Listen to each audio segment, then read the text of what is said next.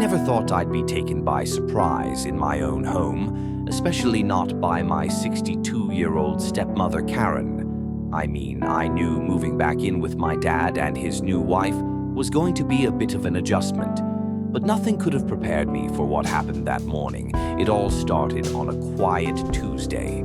I just moved back to town after finishing college, trying to save some money before finding a place of my own. My dad, Mike, had remarried while I was away at school. Karen was a kind, vibrant woman who could light up a room with her laughter. She was nothing like I imagined a stepmom would be. We got along great, maybe even better than I got along with my dad. Sometimes that morning I was in the bathroom, getting ready for a job interview. The shower was running steam, fogging up the mirror, and I was trying to calm my nerves. It's not every day you have an interview for your dream job, you know? As I was rehearsing my answers, I heard a soft knock on the bathroom door. "Hey, Jake." Karen's voice came through the door, soft but clear. "Are you in there?" "Yeah, Karen, just getting ready for my interview," I called back, trying to sound casual. There was a pause, and then she said, "I'm really sorry to bother you, but I need to grab something from the bathroom. Do you mind?" I didn't think much of it. "No problem." "Come on in," I said, wiping the steam from the mirror. The door opened slightly, and Karen slipped in. She was wearing a light blue robe, her silver hair tied up in a neat bun. I figured she'd just grab whatever she needed and leave, but as she reached into the cabinet, I noticed her robe wasn't tied as tightly as it should be. It fell open just a bit, enough to give me a glimpse of her bare shoulder and collarbone. I quickly looked away, feeling my face heat up. Everything okay?" I asked, trying to keep my voice steady. Karen turned to me, her eyes sparkling with amusement.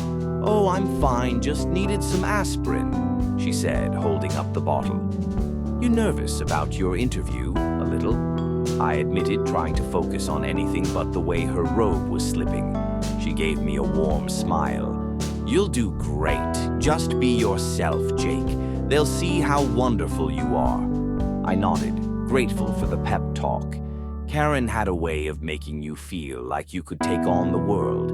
As she turned to leave, the belt of her robe came loose and the robe fell open. Completely for a moment, time seemed to stop. I couldn't look away, and I couldn't believe what I was seeing. Karen, my stepmom, was standing in front of me, completely exposed. She gasped quickly, pulling her robe closed, her face turning bright red. "Oh my God! Jake, I'm so sorry," she stammered, fumbling with the belt. I didn't realize I was just as flustered. My mind racing.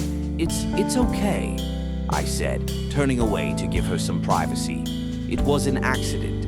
Right, she said, still sounding mortified. "Just an accident. Please don't tell your dad." "Okay, he'd be so upset." I nodded, still trying to process what had just happened. Of course, it's our secret." She left the bathroom quickly, leaving me alone with my thoughts. I leaned against the sink, trying to calm my racing heart. I couldn't believe what had just happened. My 62-year-old stepmom had just walked in on me and, well, she hadn't exactly left much to the imagination for the rest of the day. I couldn't focus on anything else. Not my interview, not my plans for the future. Nothing. All I could think about was Karen, and the way her robe had slipped and the look on her face when she realized what had happened. It wasn't just shock or embarrassment.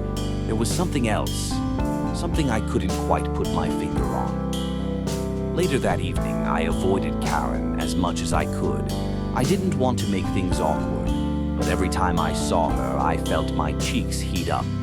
She acted like nothing had happened, but there was a tension in the air that hadn't been there before I went to bed early, hoping a good night's sleep would clear my head. But as I lay there staring at the ceiling, I couldn't stop replaying that moment over and over in my mind. I knew I shouldn't think about it. She was my stepmom, for crying out loud, but I couldn't help it. There was something about Karen, something that drew me to her in a way. I couldn't explain. The next morning, I found a note on the kitchen table from Karen. It simply said, "Jake, we need to talk." My heart pounded as I read those words. What did she want to talk about? Had she told my dad? Did she want to clear the air, or was there something more? I took a deep breath, crumpling the note in my hand.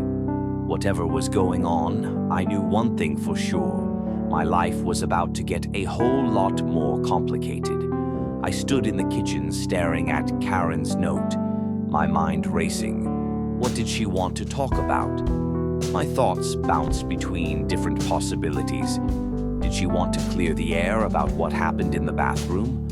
Or was there something more to this? I couldn't wait to find out. My dad was away on a business trip, so it was just Karen and me in the house. I had the whole day to prepare myself for whatever she was going to say. I decided to get out of the house for a while, hoping some fresh air would help me think. As I walked through the park nearby, I replayed the events of the previous morning.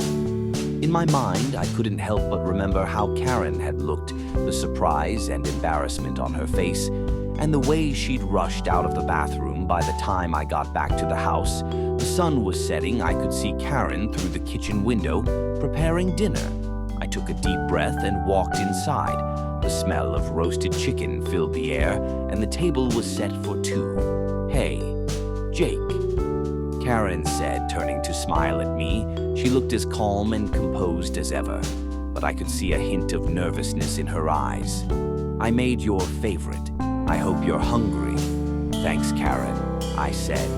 Sitting down at the table, I could feel the tension in the room, the unspoken words hanging between us as we ate. We made small talk, avoiding the topic that was clearly on both our minds. Finally, when the plates were empty, Karen sat down her fork and looked at me. "Jake, about what happened yesterday," she began, her voice soft. I looked up, meeting her gaze. "Yeah, I've been thinking about it too," I admitted. She sighed, running a hand through her hair. "I don't know how to say this, but I think we need to be honest with each other. What happened in the bathroom? It wasn't just an accident. I mean, it was an accident." But she trailed off, searching for the right words. It brought up feeling I didn't expect feelings. I thought I was too old to have. I was stunned. I had expected her to say she was embarrassed, that she wanted to forget about it and move on. But this, I hadn't seen this coming. "Karen, what are you saying?" I asked, my voice barely a whisper. She took a deep breath, her eyes locking onto mine. "I'm saying that I've felt something between us for a while now. I know it's wrong, and I never meant for anything to happen, but yesterday it made me realize that maybe you feel it too." I didn't know what to say. My mind was a jumble of emotions, confusion, excitement, guilt. I couldn't deny that I felt something. Karen was beautiful, smart, and kind. There had always been a connection between us, a chemistry that I couldn't ignore, but she was my stepmom, my dad's wife. This was wrong, wasn't it? I don't know what to say.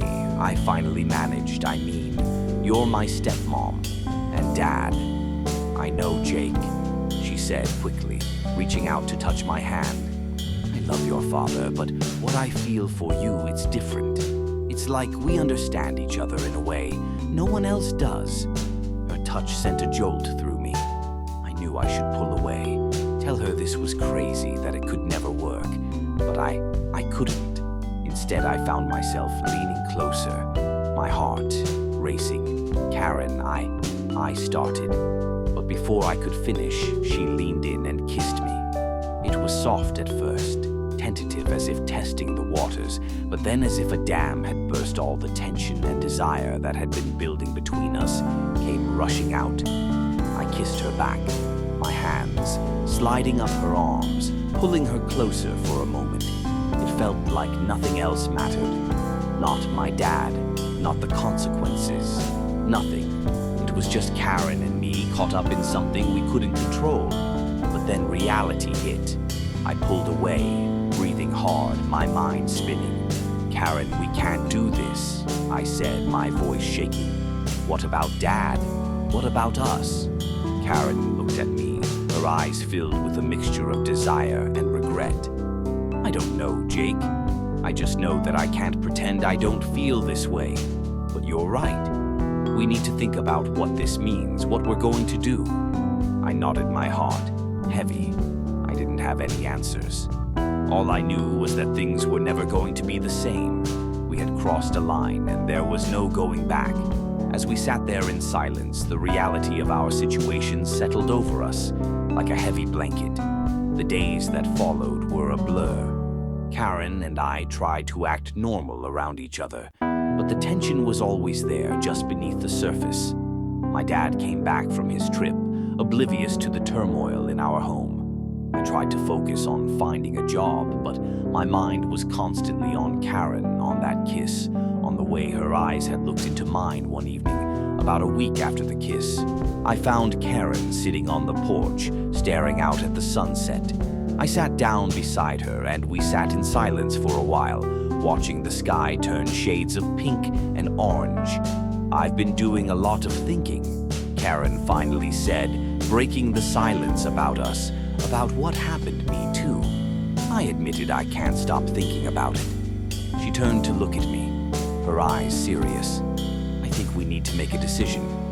Jake, either we end this now before it goes any further, or we figure out what this is and what we want." I swallowed, my mind racing. I knew she was right. We couldn't keep going like this, pretending everything was normal, when it was anything but, "What do you want, Karen?" I asked, my voice barely a whisper. She looked at me, her eyes filled with a mixture of sadness and longing. "I don't know, Jake. I want you, but I don't want to hurt your dad. I don't want to ruin everything. I don't want to hurt him either," I said, my heart aching, "but I can't ignore how I feel about you." She reached out, taking my hand in hers. "Maybe we should take some time to figure things out, see how we really feel without the pressure, without the guilt." I nodded, squeezing her hand. "Yeah, maybe that's a good idea." As the sun dipped below the horizon, we sat there holding hands, knowing that whatever happened, our lives were changed forever. We didn't have all the answers, but we had each other. And for now, that was enough.